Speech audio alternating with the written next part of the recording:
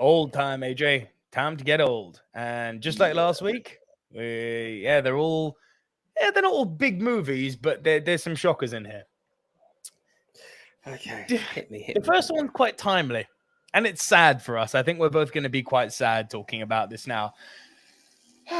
Because 10 years old this week, AJ, our beloved Henry Cavill in Man of Steel. No! It's 10 years old, brother.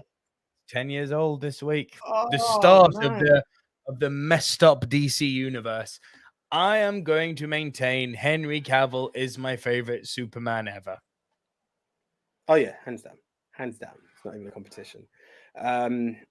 Yeah, that's sad. It's not sad. It's just mad. Should I say? It's mad.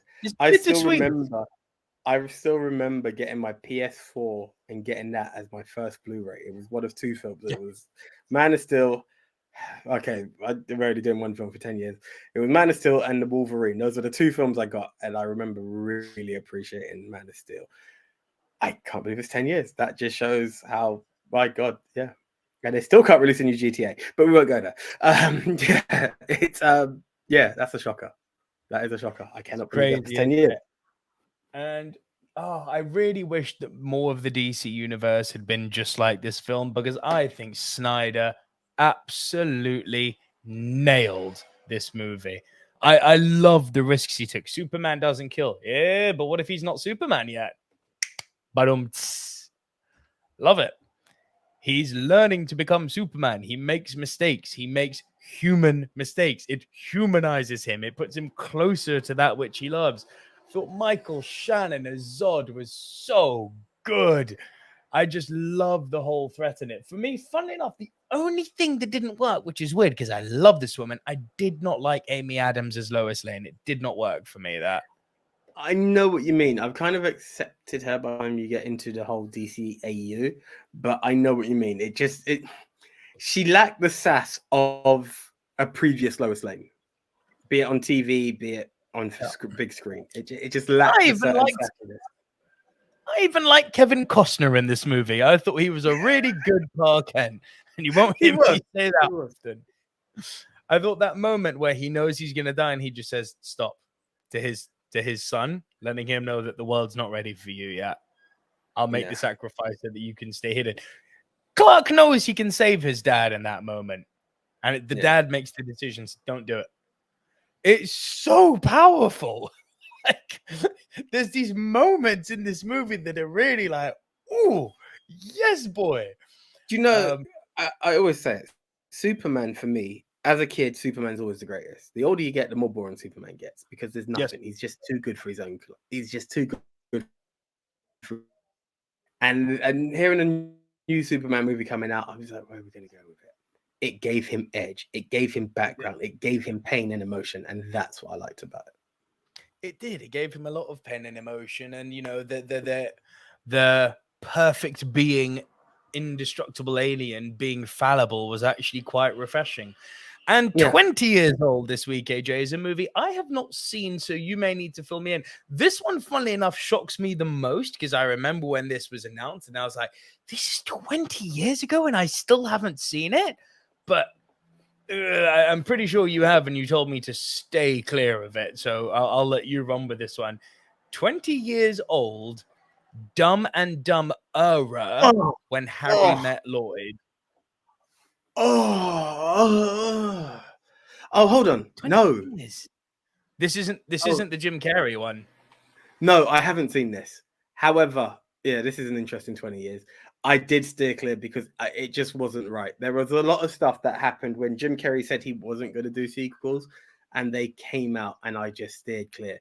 We had Ace Ventura Jr., we had Son of the Mask, and we had this. They were all in this big melange of I don't care and I refuse to care. But it's weird that 20 years has passed since that. It just shows you what an impact that Jim Carrey had, that these were about, and made you think, we need to create something off of the essence of Jim Carrey. That's what these films were. I wish I could say more, but I just know it wasn't going to be good because it didn't have them. It had neither of them, dare I say. Not that when they did come back, it was any good. But that's a different conversation over a different time. This is what I was about to say. Jim Carrey, for all of his posturing, and I love the man, but for all of his posturing about I don't do sequels, it's like, well, Ace Ventura, When Nature Calls, and Dumb and Dumber 2 disagree. So you did some sequels, Jim. When Nature Calls was good. Your second outing as Harry? No, as Lloyd? Not so much. No. Would have been better off doing a voiceover for the cartoon of Dumb and Dumber. But anyway, that's not Now the the one we're movie, talking about. the movie that's 30 years old, it kind of fits because the dude's old now. But then when you think, bro, 30 years is a long time. Like, you got to quantify this stuff, and let's just get it out there. Let's bring in AJ, the Governator, make the movie. Come on. And the man we're talking about today is the Last Action Hero. No! Yeah. No! I bring up this film so many different times in a pod. It is 30 years old. No! Oh my days, I'm in a time warp.